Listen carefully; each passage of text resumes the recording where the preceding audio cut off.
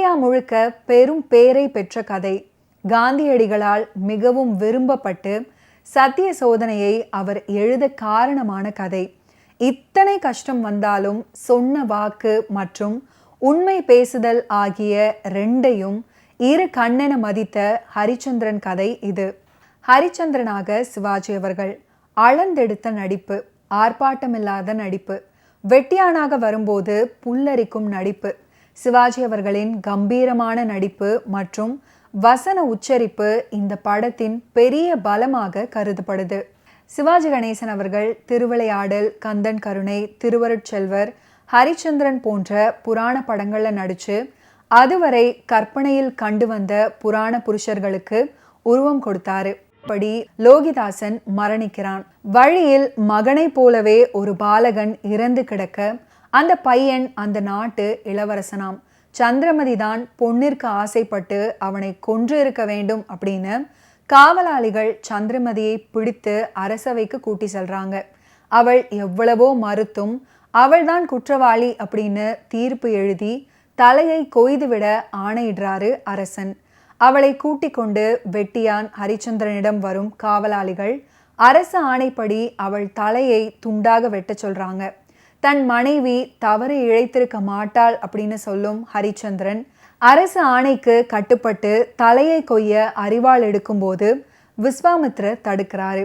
ஆனாலும் நான் என் ஆசானும் அரசும் சொற்படிதான் நடப்பேன் அப்படின்னு ஓங்கி அரிவாளை அவள் கழுத்தில் வீச அது மலர் மாலையாக சந்திரமதி கழுத்துல விழுகிறது.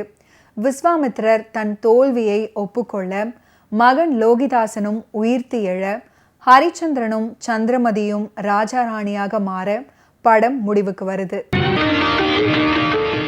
நடிகர் திலகத்தின் ஆரம்ப சூரிய வணக்க பாடல். கர்ணன் வந்து 3 வருடங்கள் தான், ஆனால் எவ்வளவு வித்தியாசமான நடிப்பு, மிதமான கம்பீரம், சாந்தி தவழும் முகம், சாத்வீக சத்திய மன்னனாக வித்தியாசமான ஒரு காட்சி. அதற்கு தன்னுடைய நடிப்பால உயிரூட்டி இருப்பாரு நடிகர் திலகம். ஒரே மாதிரி போலீஸ் அதிகாரி, மன்னன் அப்படின்னு பாத்திரங்கள் அமைஞ்சிருந்தாலும் நடிப்பு கடவுள் சிவாஜி அவர்கள் காட்டும் வித்தியாசம் அபாரம். தேஜஸ் பொழிந்த முகத்தோடு அளவான கம்பீரம் கொண்டு மிதமாக குரல் கொண்டு சத்திய திரு உருவாக வலம் வருவாரு. அதுக்கப்புறம் ஒரு காட்சியில காட்டில் ஒரு அந்தனர் தூங்க இவர் காவலுக்காக முழித்து இருந்து அடுத்த காட்சியில அந்த களைப்பை கண்களில் கொண்டு வருவாரு. சுடுகாட்டு தத்துவ காட்சி ஒன்றில் வசனம் அற்புதமாக அமைஞ்சிருக்கும். அந்த காலகட்டத்தில் நடிகர் திலகம் அவர்கள் இளைத்து இளமை கூடிய தோற்றத்துல முதல் மன்னர் திரைப்படம் இது. ஒரு குழந்தையின் தந்தையாக நடிப்பில் முதிர்ச்சி காட்டியிருப்பாரு நடிகர் திலகம் அவர்கள். பின்னாட்கள்ல துஷ்யந்த மன்னனாக எங்கிருந்தோ வந்தாளில் அவ்வளவு இளமையாக அழகாக ஜொலிப்பாரு சிவாஜி அவர்கள். உருக்கம், பிரிவு இதெல்லாம் அவருக்கு சர்வ சாதாரணம் அப்படின்னு சொல்லும் அளவுக்கு இருக்கும். ஆதியிலும் பறையனல்ல அப்படின்னு தொடங்கக்கூடிய மற்றும் ஒரு அற்புதமான பாடல் ஹரிச்சந்திரா திரைப்படத்தில் இடம் பிடிச்சிருக்கும். இந்த பாடலை TM சவுந்தரராஜன் ஃபென்டாஸ்டிக்காக பாடியிருப்பாரு. பாடலுக்கு உண்டான வரிகள் தஞ்சையன் ராமையாதாஸ். வரலட்சுமி சிவாஜி அவர்களுக்கு பொருத்தமாக ஈடு கொடுத்து நடிச்சிருப்பாங்க. மகனுக்காக புலம்பும் இடங்கள்ல இவங்களுடைய நடிப்பாற்றல் அற்புதமாக இருக்கும்.